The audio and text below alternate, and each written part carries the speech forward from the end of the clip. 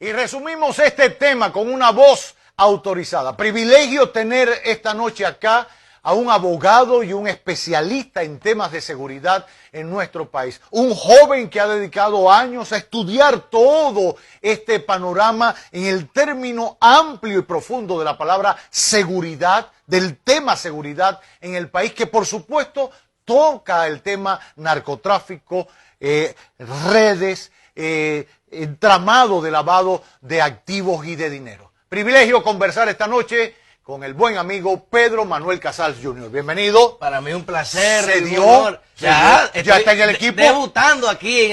Ya soy oficialmente parte del equipo. Como debe de ser, como corresponde. Privilegio tenerlo acá.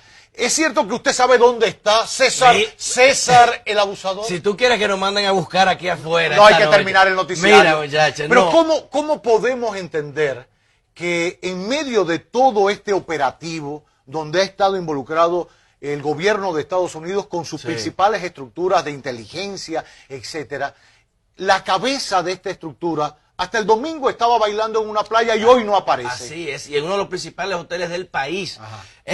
Para conocer quién es César Emilio Peralta, César el abusador, hay que buscar su historial. Y su historial, él se inicia, como le llaman estos muchachos, cuando se inician en las labores primordiales del narcotráfico, que son recogidas, escoltas, son guaremates, como le dicen ellos. Él empieza así en la banda de Florian Félix. Luego de eso, cuando Florian ya entra en prisión, él se encarga del brazo operativo logístico, de la coordinación de las recepciones de los kilos que se hacían por avioneta, que las trazas eran aéreas, no eran marítimas en ese tiempo con la facilidad que hay hoy en día. ¿De qué año estamos hablando? Estamos hablando años 95 en adelante, donde él empieza ya, pasa de ser un simple seguridad, un simple escolta, a ya coordinar brazos logísticos de operaciones de trazas.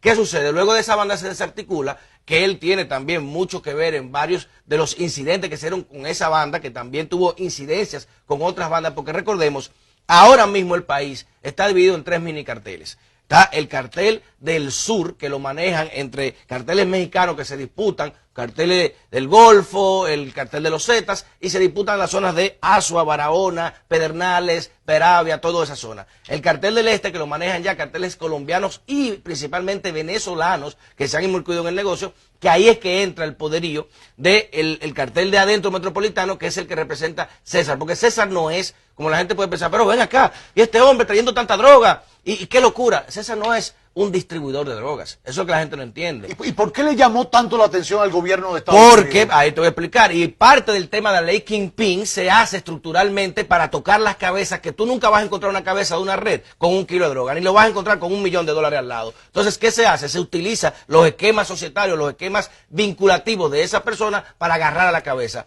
¿Qué hace César? Inteligentemente César crece con Florian Félix, crece con el Gringo, crece con el Oso, con el Mono, todos estos narcos, micronarcos de barrio que tenían una mentalidad diferente, que era la de producir dinero, acumular dinero para sustentarse, pero nunca salían del barrio. No pensaban big thinking, no hacían pensar fuera de la caja, o sea, no pensaban para arriba. Él inteligentemente ve que ese esquema de negocio cambia. Ahí está la clave en cómo César hace la diversificación en la metodología de planificación financiera para no acabar como acabaron sus antecesores. ¿Qué le pasó al Gringo? Y la mayoría de esos muchachos tenían casa de cambios. El esquema de negocio para el lavado de las drogas, como era microtráfico, el mejor esquema era la casa de cambio. Te permitía el uso de dólares para el pago de las mercancías, que se tiene que pagar en dólares, y al mismo tiempo te justificaba la entrada del dinero. Parte de eso, cuando agarran al Gringo, recuerda que le agarraron casi 50 millones de pesos podridos, papeletas rotas, sí, claro. Las tenían caletadas en una casa de cambio. Entonces, aparte de eso, el negocio de las casas de cambio se pone en peligro. ¿Por qué? Cuando tú fallabas una entrega, cuando se cayó un cargamento, tú tenías una deuda y tú no pagabas, bueno, te caían en tu casa de cambio y ahí te quitaban todo el dinero que tenías ahí. César entiende eso y dice, bueno, yo no puedo tener dinero guardado, acumulado, yo tengo que mover ese dinero, y ahí es que hace inteligentemente la diversificación de operaciones y mueve a un esquema de negocio que se lo da su jefe del sur, que lo denuncié hace más de un año. No sé si recuerdas un incidente que sucedió en McDonald's de la Lincoln, donde hubo un tiroteo con 2 muertos. Uno venezolano que andaba con cédula dominicana, que es nada más y nada menos que era del parte del clan de los Martínez, que es el clan de Cumaná. Ese es el clan más peligroso de esa zona y controla todo el negocio de las drogas. El limítrofe con Colombia, con ¿no? Cúcuta, de Colombia, que es una provincia sumamente controlada también por el narcotráfico y por las guerrillas y los paramilitares que manejan todo el comercio de dólares en esa zona, también con el trasiego de bolívares. ¿Qué sucede con esta gente? A este muchacho viene a una reunión, el hermano, uno de los cabecillas, tigre peligrosísimo, viene a reunión con César. Él es que le suple a César porque ya incluso los kilos que están comprando y que están trayendo para acá, la mayoría, mucha gente piensa que lo traen de Colombia.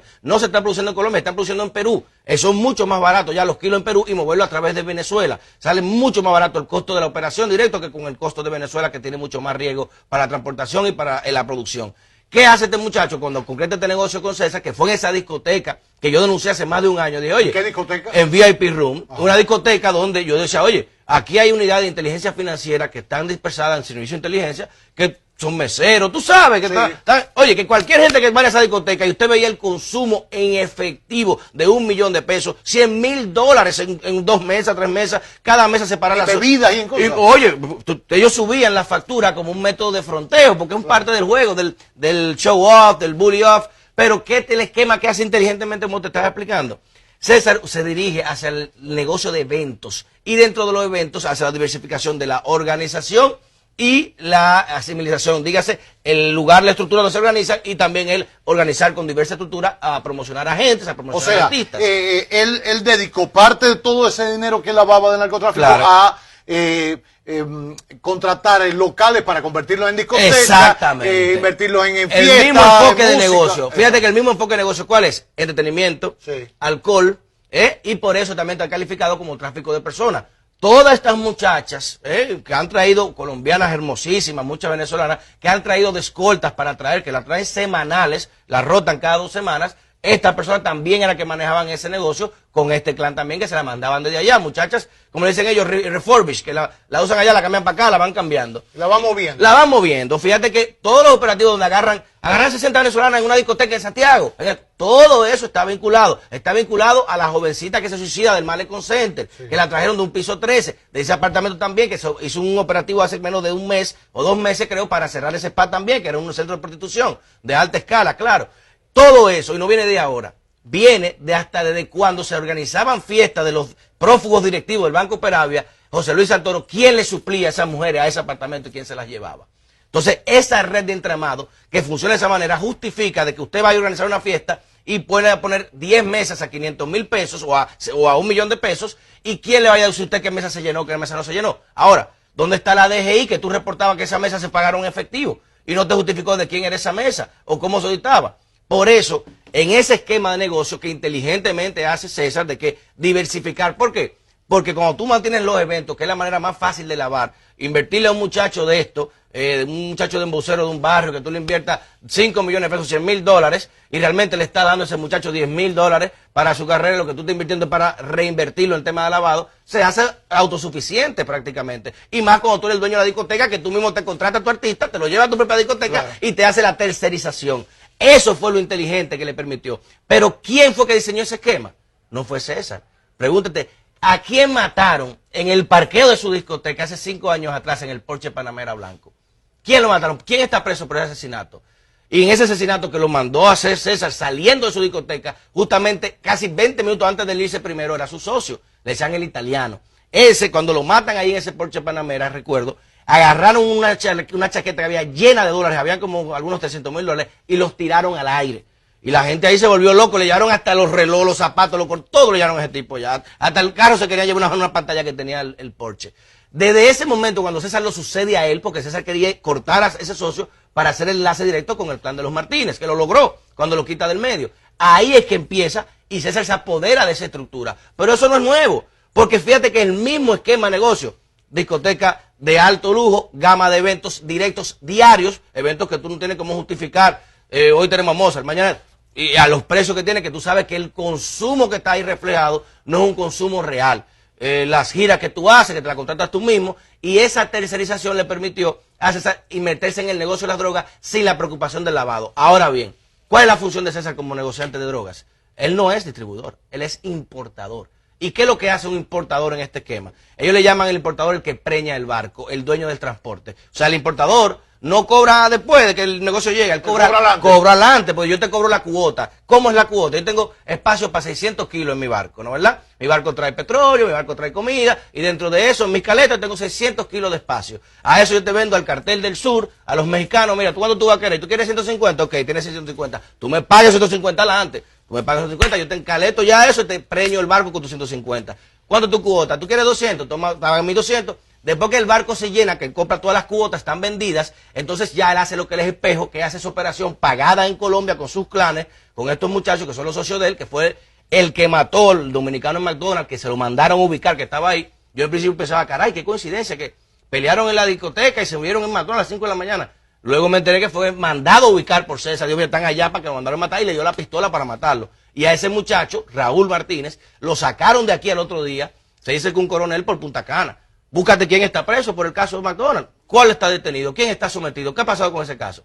Y para continuar entonces en el esquema, César lo que hace entonces es que vende las cuotas, luego que cada quien le vende las cuotas, le pagan a él efectivo, le hace su espejo, el barco se preña, lo preña en alta mar y trae su cuota y cada quien reparte. Por eso tú nunca vas a encontrar a César Abusador con 1 kilo de droga, nunca lo vas a encontrar con $1 millón al lado, porque ese esquema que él armó y que tiene la estructura, le impide tener que verse sometido en ninguno de esos escenarios, precisamente para evitar tener que ser señalado como el único responsable. Por eso es que hasta ahora nunca habían podido apresar a César. O sea, puede existir todo esto que tú relatas. Hay una complicidad obligatoria e indefinida. ¿Por qué? Porque no hay forma posible, Roberto Cavada, no hay forma posible de usted ir a un banco, a una discoteca, abrir una compañía nueva con cualquier nombre, justificar un evento y llevar 100.000, 200.000, $300.000 a un banco, o justificar una línea de crédito, una discoteca, una compañía nueva con un certificado que acabas de abrir. No hay forma que usted no pueda no hay forma justificar de dónde trajo ese dinero. Si tú no tienes a alguien que te diga, sí, dale, o ven, mándamelo a mí, o ponme a firmar a mí, o ven, yo te manejo esa cuenta, o ven, sí, fue fulano que me mandó. Es muy difícil por el tema de la estructura que hay. Por eso, la complicidad que él tenía y el nivel de arraigo era tal que prácticamente no había forma. Parte de lo que se dice también es que César, cuando vendía las cuotas, cuando quería apretar a alguien o tenía algún tipo de incomodidad con alguno de los contrarios, entonces le daba información y le hacía que le tumbaban luego de pago la cuota porque no se hace cargo de tu transporte. Tú traes hasta aquí, yo te entrego, tú recoges y ya eso es mercancía es tuya, lo que te pase es tu problema. Entonces él denunciaba, después que recogía la mercancía y lo mandaba a joder de nuevo. Ahora, Pedro, usted lo cuenta como si eso fuera vender aquí jugos o vender un frío. Eso se ejecuta de esa manera tan llana. Mira, y normal como llevar refresco al sur. Yo te voy a dar un ejemplo de eso. Sencillísimo. Y algo que lo pueden buscar. Búscate un documental. El primer capítulo de un documental en Netflix que se llama Dope. Búscate ese primer capítulo. Para que tú veas. Eso es el narco. A mí me cala. Esos son los muchachitos que te bregan con 10 kilos semanales, con 15 kilos semanales, chamaquitos en Sancho Sama.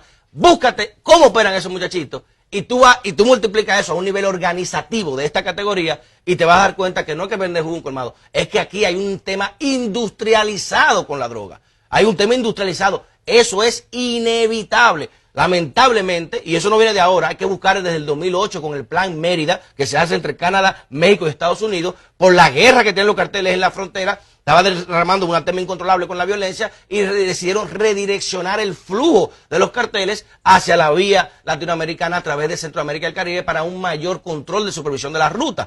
Por eso que a los norteamericanos no les interesa combatir, como quien dice, el tema de las drogas. ¿Por qué? Porque al otro día, si tú le paras las drogas, tiene 90 millones de usuarios con un problema sanitario. Pero sí le interesa supervisar las rutas para que no se cuele un arma nuclear, un arma de destrucción masiva, un terrorista. Y sobre todo el dinero que entra y sale. ¿Qué es lo que causa principalmente este esquema? Que la autoridad norteamericana empiece en el trazo. ¿Qué es lo que causa? El flujo de capital de Estados Unidos hacia acá. Cuando Estados Unidos comienza a ver, el Departamento de Tesoro empieza a verificar las transferencias y dice, pero ven acá. Y todos estos pagos que están haciendo esa República Dominicana, de estos eventos y de estas compañías. Pero tú estoy hablando de pagos de alrededor de $1 millón semanales. Haciendo aquí, porque tú tienes que hacer Sharon, que es el miro en la operación espejo, recibir, pagar allá, cobrar allá, pagar aquí. Y los gringos dicen, pero bueno, esto no es normal, este flujo de dinero. Por ahí inicia la investigación. ¿Qué explica Manuel, que en esta estructura figuren ex peloteros o peloteros o músicos o figuras del entretenimiento? Cavada. Porque los utilizan, no se dan cuenta que son utilizados. Yo relajé en Twitter, dije, este señor tenía una agencia de peloteros retirados. Entonces, tú analizas estos casos, que son muy lamentables, porque la mayoría los cogen de tontos útiles, Y, por ejemplo, el caso que yo pongo de excelencia, Mike Tyson. Mike Tyson fue el ejemplo pugilístico de los 90, ícono del boxeo de los 90. Llegó a amasar una fortuna de 809 millones de dólares en su carrera activa. ¿Sabes qué hace Mike Tyson hoy en día? Tiene una fábrica, una granja de marihuana y firma autógrafos en Las Vegas por $50 y se tira fotografías. ¿Qué te dice este esquema? De que estos peloteros que fueron modelos de éxito en su momento, en la mayoría quizás, al no tener una planificación financiera que ya la MLB te lo obliga contractualmente a que tú tengas que tener un asesor financiero, muchos despilfarraron dinero. Pero tienen un esquema que para los narcotraficantes y para los lavadores es muy atractivo, que es la concepción social. Porque yo te apuesto a ti que si tú tienes un apartamento y va Octavio Dotelo, Luis Castillo mañana con $1 millón a comprártelo, tú no le vas a preguntar a Luis Castillo, mira, ¿y dónde tú sacaste tú? O sea, no, pero mañana firmamos el contrato, ven, no, eso fue Luis Castillo. Ni el banco te va a preguntar, de seguro, ¿entiendes? Entonces, esos son los mejores instrumentos. ¿Qué hacen con ellos? Vienen aquí, tienen problemas de deudas, tienen un esquema de vida que tienen que mantener porque la mayoría compran muchos pasivos, no compran activos temas de valoración de negocios, sino que compran carros, muchas casas, no pueden mantenerlo, y este señor se le aparece y le dice, mira, tú estás pasando un problema, te voy a dar $15,000 mensuales, pero tú tienes que comprarte lo que yo te diga a tu nombre y manejar la inversión que yo te diga a tu nombre, tú manejas mi dinero a tu nombre, porque yo tengo un tema de impuestos, que no quiero ver mi nombre involucrado, tú tienes un nombre con impuestos, no te van a joder. Y ese es el esquema que le plantea estos muchachos que están en una situación de precariedad, lo ven como, bueno, es un tema de inversión, saben mucho de esto, algunos lo saben, otros se hacen los tontos, y acceden pensando que, bueno, yo no estoy haciendo nada malo, yo estoy comprando y yo estoy recibiendo dinero por comprar, yo no estoy haciendo nada malo. Pero ese esquema, lamentablemente, bajo el acto Kingpin, los vincula a todo el que en papeles tenga titularidad de activos que sean directamente o no vinculados con esa red, lamentablemente, está catalogado para ser sujeto aplicable a esta ley. La última vez que se vio, al menos públicamente, o que sonó el nombre de César Emilio Peralta, alias el abusador, fue a propósito de el intento de un asesinato en una discoteca del que salió mal herido el querido Big Papi David Ortiz y el comunicador Joel López. Se vio incluso a César acudiendo a la clínica y saliendo. Son vecinos en una torre. Se dice incluso de que parte de ese asesinato o de intento, que no, obviamente sabe que no fue David Ortiz, sino que fue a un ex deudor de este señor también, y recordemos que este señor también, el que le debía ahí, debía también a Pascual Cordero, el del este, claro, que había un tema que supuestamente el tipo tenía los 3 puntos en la cabeza para marcarse, y le hacen este esquema y parece que por ahí efectivamente se inicia también los trazos investigativos alrededor de César Emilio, que se vinculó en ese caso, pero esto no es de ahora. Tú te das cuenta que no es de ahora. ¿Por qué? Porque cuando tú haces operativos simultáneos de la categoría que se hicieron en Puerto Rico, Miami y aquí, te das cuenta que hubo una labor de inteligencia financiera desde allá, que tuvo que verificar las propiedades allá, las propiedades en Puerto Rico, traspasar y corroborar la información aquí. O sea que no es un tema de semanas ni de un mes. Esto es una operación que tengo entendido tiene más de 6 meses activa y estaba siendo trazada, te lo digo de nuevo, antes del caso de David Ortiz, por el tema del flujo de dinero saliendo de bancos de Nueva York hacia la República Dominicana. ¿Qué queda en lo adelante con este caso? ¿Aparecerá César el abusador? Bueno, las informaciones que tenemos es que él está en el país, se dice que estaría por la línea noroeste y que estaría buscando la forma de entregarse de manera oportuna, tú sabes, buscando, garantizándole... Sí, ¿no? Y dando sus declaraciones para crear ciertas controversias, lo mismo esquema de Quirino y Figueroa, dar declaraciones, hablar primero para que crear la incertidumbre, y se habla de que creo que el viernes podría ser que ya él se entregue. En el caso de entregarse, obligatoriamente tiene que ser extraditado a Estados Unidos. Bueno, si él colabora en seguir avanzando en la desarticulación de esta red, ¿eso le favorece ante la justicia de Estados Unidos? Mira, ahora mismo, él, como está en el acto Kingpin y él se ve como la cabecilla de la red, él no tiene la facultad que van a tener los otros para testificar y usar testimonio de delaciones contra él mismo. Se le va a aplicar el mismo caso a John Gotti y Sammy DeBull. La delación que primero haga de su mano derecha o de la persona que pueda testificar mayores crímenes cometidos directamente con él en la investigación americana va a ser la que le van a ganar esos méritos de reducción de condena. Pero a él, por el esquema que veo, y más como los norteamericanos tienen algo muy delicado que es el tema de la fiscalidad y los ingresos, ellos cuidan mucho ese tema, es muy poco probable que a él le den ciertas facilidades. Usted habla con una seguridad, no lo dudo porque estudias el tema, pero a veces me da hasta miedo, y conozco, porque nos conocemos, que incluso el tema ha logrado tocar a la familia. Sí. ¿Qué pasó? Este mismo señor del que de Venezuela, parece que ese comentario, el que yo había hecho esa denuncia hace un año atrás, llegó hasta allá. Martínez. Sí, y el Candelo Martínez llegó hasta allá, ese comentario se expendió, él se sorprendió de cómo yo tenía esa información, quién había facilitado esa información, lo de su sobrino, la relación que había, y parece que eso no le agradó bastante, y efectivamente tratando de hacerme un contacto en una plaza comercial de aquí, que gracias a que pude auxiliarme de organismos de la factura del Ministerio de Defensa, se pudo desarticular, pero pasé un susto muy, muy delicado. Porque usted estaba acompañado de su hijo. De mi hijo, estaba, imagínate, no había pasado una experiencia tan delicada como esa. ¿Eso no le amilanó en seguir investigando y estudiando el tema? Por supuesto que sí, por supuesto que sí. Después de ahí, como dicen en buen dominicano, tuve que bajarle 2. Le bajé 2 por un tema de seguridad, porque me lo recomendaron también varias personas, solté ese tema, pero me mantuve dándole seguimiento al tema investigativo, porque uno tiene su curiosidad. Claro. Y ahora que explota esto, entonces ya uno puede revelarlo, pero no podía hacerlo antes de que ya las autoridades actuaran para evitar una sindicalización como que yo estoy cooperando, que fui yo que hice algo. Por último, siempre queda la duda, sobre todo después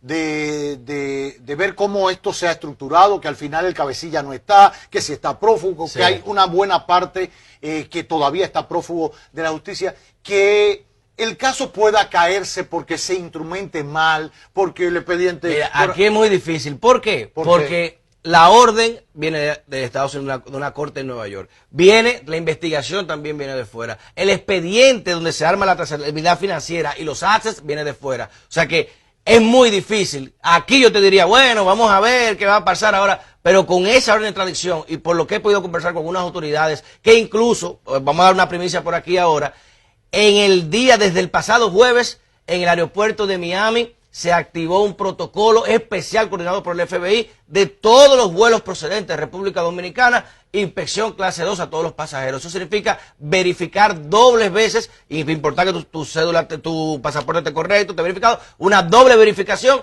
y se habla de que en 2 vuelos distintos hay 2 personas detenidas con relación a este caso. Que viajaron de Dominicana a Miami. Hacia allá, y que se estaría informando también, creo que para el viernes. Ya. Por último, Pedro, el hecho de que esta persona haya realizado todo esto, entre lo que ha contado el Ministerio Público, en medio de esta estructura criminal, lo que tú has revelado y has dicho, lo que has contado de otros sucesos en los que ha participado César Emilio Peralta, el abusador, nos puede llevar a pensar de que se sentía a sus anchas en el país, que tenía la protección quizás de estructuras militares o policiales o de la justicia o del plano político que le permitían a él, digamos que pavonarse y desarrollar esta estructura criminal. No solamente que se sentía en sus aguas, no hay forma posible de él y la estructura que le adornaba, que tuvieron más de 14 sometimientos judiciales, haber tenido tanto éxito y suerte en todas sus actividades sin ningún tipo de intervención estatal. No es posible, sin ningún tipo de intervención. Es que no es posible. Yo la semana pasada mandé a rectificar una factura de mi oficina por 230,000 pesos y me mandaron a auditar. Por 230,000 pesos la dejé y me mandaron a auditar. ¿Cómo es posible que entonces se maneje esa cantidad de flujo de dinero y no hay un inspector, nadie a verificarlo? No es verdad. Eso no hay forma posible de que se maneje esa estructura sin posibilidad de verificación estatal. Y de ahí se va a tener que saber los barcos, se habla hasta del Caluba, ¿recuerda el Caluba con el que cambió ese Maconi? Sí. Y 2 barcos más, el barco Señuelo que trajeron y que dejaron ir también, y por el que supuestamente atraparon un coronel de la DNCD, que supuestamente, como te dije, ahora mismo el transporte y el monopolio del transporte lo tenía este muchacho. Ya. Pues nada, seguimiento a este tema, gracias por estas explicaciones, gracias, gracias por estos elementos para que la gente conozca de qué estamos hablando. Esto no es cosa de muchachos, muy serio. No es de jueguito, estamos hablando de algo serio que implica un trabajo de meses de colaboración entre varios gobiernos, pero principalmente el de Estados Unidos y de la República Dominicana, para dar al traste con esta estructura que ojalá se llegue hasta las últimas consecuencias. Ojalá. Por la tranquilidad de este país. Aterra oírte decir que aquí hay un cartel en el sur, uno en el este. Mini carteles. Mini Sí, carteles. Sucursales. Pero se sabe que detrás hay una estructura. Vete con una cámara, Pedernales, y te vas a sorprender la cantidad de mexicanos que vas a ver allá. Órale, déjelo ahí. Gracias a Pedro Manuel Casal Jr., abogado y especialista en temas de seguridad en nuestro país, en exclusiva, en primicia para esta emisión estelar.